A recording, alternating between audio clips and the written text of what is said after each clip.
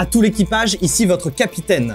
Activez les propulseurs baryoniques, chargez les conteneurs C1, C2 et C3. Je veux 3 unités sur la passerelle et 5 au module de réacteur hydrostatique. Préparez les moteurs suprathermiques, lancez la charge d'allumage maximale, relancez l'appareil de pointage des données et appuyez sur le joli petit bouton bleu clair qui clignote un peu à gauche de la manette couleur taupe. Quant à moi, il faut que j'appuie sur le gros bouton d'urgence juste derrière moi. Parce que... bah moi aussi j'ai envie de faire un truc et puis je sais toujours pas ce qu'il fait ce bouton.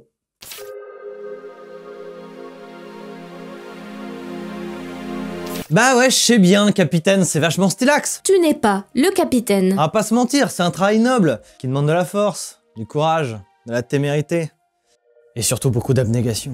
Moi, quand je pense à un capitaine de vaisseau, je peux pas l'imaginer sans son vaisseau, justement. Un capitaine et son vaisseau, c'est un couple légendaire, à la vie, à la mort, un peu comme un capitaine et son bateau. Si le bateau coule, le capitaine coule avec. Sauf s'il a une bouée de sauvetage. Han Solo et le Faucon Millenium dans Star Wars, le Docteur et le TARDIS dans Doctor Who, Leela et le vaisseau de Planète Express dans Futurama, le Capitaine Kirk et l'USS Enterprise dans Star Trek, le Capitaine Pike et l'USS Enterprise dans Star Trek, le Capitaine Picard et l'USS Enterprise dans Star Trek, le Capitaine Spock et l'USS Enterprise dans Star Trek. Bon, mis à part le fait que dans Star Trek c'est un peu le bordel, tous ces personnages sont des guerriers ou des guerrières qui n'hésitent pas à se retrousser les manches pour prendre part au combat, défendre leur équipage, le vaisseau, et même parfois l'univers tout entier s'il le faut. Les capitaines de vaisseaux spatiaux, ça n'existe pas. C'est de la science-fiction. Dans la réalité, on dit commandant de véhicule spatial. Ça pète moins quand même. Capitaine, capitaine, on a reçu un message. Non, non, on dit pas capitaine. On en a déjà parlé au briefing pourtant. Du coup, bah oui. Commandant de véhicule spatial, commandant de véhicule spatial. On a reçu un message de l'ennemi qui dit « On va vous fumer votre race dans 30 secondes ». Ils ont envoyé ça il y a 29 secondes. Quand on pense à un vaisseau spatial, on imagine un vaisseau ultra maniable avec 2 manettes en guise de volant. Un capitaine qui conduit lui-même, qui est capable de faire des loopings, des virages à 180 degrés, à tirer des lasers, à entrer dans un champ d'astéroïdes et éviter tous les obstacles de justesse. Sauf qu'en réalité, c'est un poil moins épique. Mais pas moins important. Un commandant doit s'assurer du bien-être de son équipage, de l'intégrité de son vaisseau et faire la liaison avec le sol. En plus des véhicules spatiaux qui sont vraiment tout le temps dans l'espace et qui ont un commandant, en vrai, il y en a pas des masses. Il y a la Station Spatiale Internationale et la Station Spatiale Chinoise. Le reste des trucs qui volent, c'est soit des navettes pour aller du sol jusqu'à la Station Spatiale, comme Soyuz et Crew Dragon, soit des satellites d'exploration ou opérationnels qui ne sont pas habités, comme Voyager 1, qui a été envoyé en dehors du système solaire, ou les satellites qui orbitent autour de la Terre pour suivre, par exemple, l'évolution très rapide et irréversible des changements climatiques de votre planète.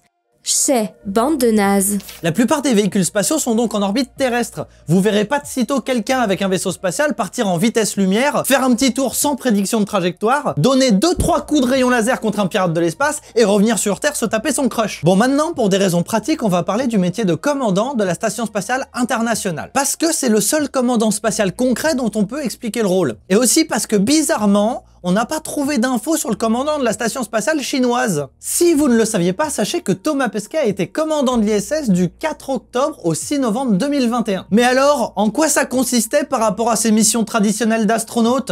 Non mais je veux dire, à part faire des photos dans la cupola, il faisait quoi? Il servait à quoi ce con? Bon, on l'a déjà dit un peu avant, mais commandant de station spatiale internationale, c'est pas aussi épique que dans la SF. C'est un métier bien plus managérial et scientifique que aventurier contre tout guerrier. Par exemple, Thomas Pesquet, quand il était commandant de l'ISS, il était chargé du bien-être de l'équipage. Savoir si tout le monde arrive bien à travailler, comment chacune se sent, s'il y a besoin d'aide, tout ça.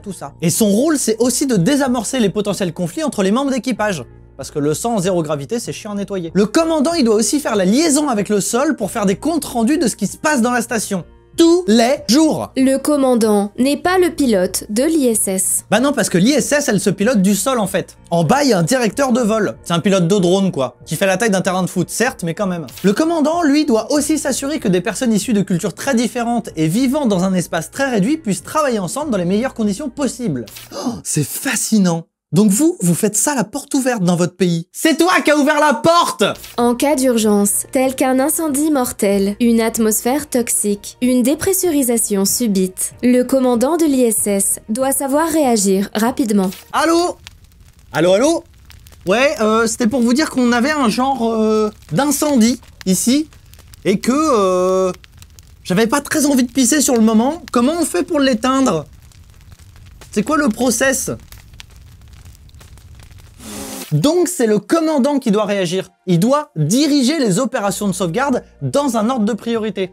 D'abord sauver l'équipage, ensuite la station et enfin la mission. Mes priorités d'opération de sauvegarde sont dans un ordre différent. Je dois d'abord sauver le vaisseau, puis son système d'exploitation, puis la mission, puis les Cosmopops, puis ton suite, puis le balai dans le placard, puis la poussière sur le balai dans le placard. Et moi? Tu es le capitaine. Pour devenir commandant de l'ISS, il faut avoir participé à au moins une mission à bord de l'ISS en tant qu'astronaute. C'est pendant cette mission qu'au sol, ils prennent des petites notes sur leur petit carnet avec leurs petits crayons pour voir comment vous évoluez et si vous feriez un bon petit commandant. Thomas Pesquet avait participé à la mission Proxima avant de devenir commandant lors de la mission Alpha. Et le 4 octobre 2021, il a succédé à Akihiko Hoshide. Thomas Pesquet a été le premier Français à devenir commandant de l'ISS. Il est pas trop fort, ce Thomas? C'est moi qui lui ai tout appris ou quoi? Tu n'es même pas capable de prendre les décisions que ce genre de poste nécessite. Ah ouais? Teste-moi. Il faut décider de la couleur des nouveaux bols de Cosmopops. Tu me prends vraiment pour Violouge. Bon, c'est pas le tout, mais en tant que capitaine qui connaît ce vaisseau comme sa poche, j'ai un gros bouton rouge sur lequel je dois appuyer. Putain, mais elle est vachement nulle la chute de cette vidéo!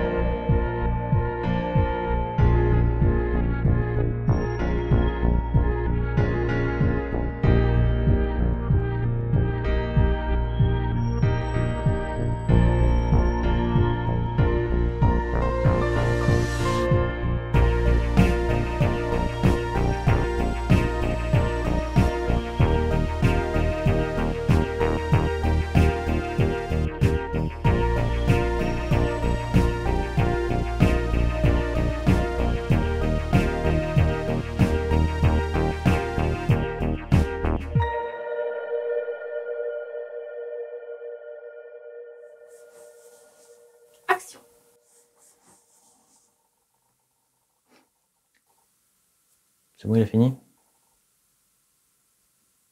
Hein? Il est en train de chercher le point, donc c'est qu'il... Tu le vois bouger, toi, ou pas? Non, c'est bon. Savez-vous ce qu'est un système planétaire?